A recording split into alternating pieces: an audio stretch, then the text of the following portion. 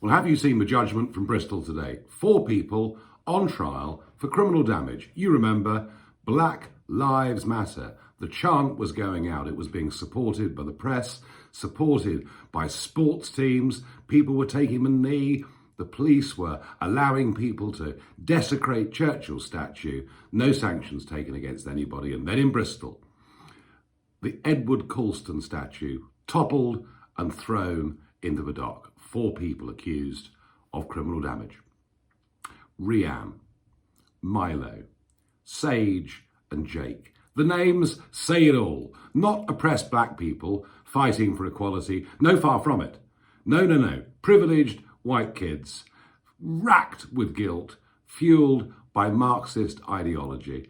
Unbelievably, the jury today have found them not guilty. The argument is that the very existence of a statue was a hate crime against the people of Bristol. All right, Edward Colston was a big slave trader and then a big benefactor to Bristol. But if you're going to rubbish the whole past of Bristol, why not fill in the dock? That was where the slave ships went from. Why not make it a landfill site? I've got a better idea to put to our 4 upper middle class friends. Why not, if you're unhappy with that statue, and by the way, it should never have been removed like that. If the local council had been elected to do so, that would have been fine. Why not put up a monument to the Royal Naval Squadron? Have you heard of that, you people? No, I don't suppose you have. You see, you're so convinced that we have this awful history. Well, we were the first civilized country to abolish slavery. But more than that, the Royal Naval Squadron, over the next 30 years, drove slavery off the high seas. We stopped our European competitors from operating in the slave trade. We decided morally it was wrong. And thousands of British sailors lost their lives. So if you're looking to pick for the bad guys in the history of slavery, and by the way, it's still going on in the world today, and indeed in our country, the reforms of modern slavery. But if you're looking for the bad guys, it's not us. In fact, compared to our European neighbours, in many ways, we're the good guys. We put a lot of blood and gold into driving out the slave trade of the time. And think what this judgment means. What public monument is now safe in this country? Indeed, people could attack power lines or power stations on the basis that it's causing global warming.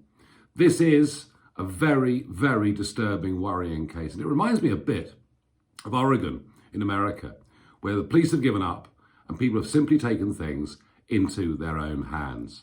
At the time of the toppling of that statue, I said, groups that go round smashing up historical sites and statues that they don't like, for whatever reason, is a bad and dangerous path.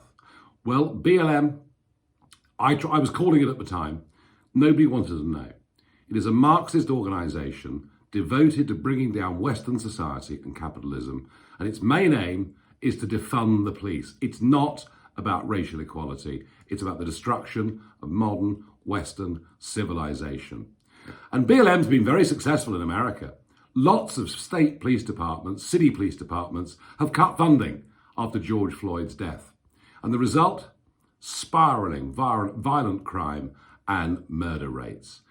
If any of you out there haven't yet woken up to what BLM really is, please do so now and be very, very worried for our history and our public monuments given this dreadful judgment today.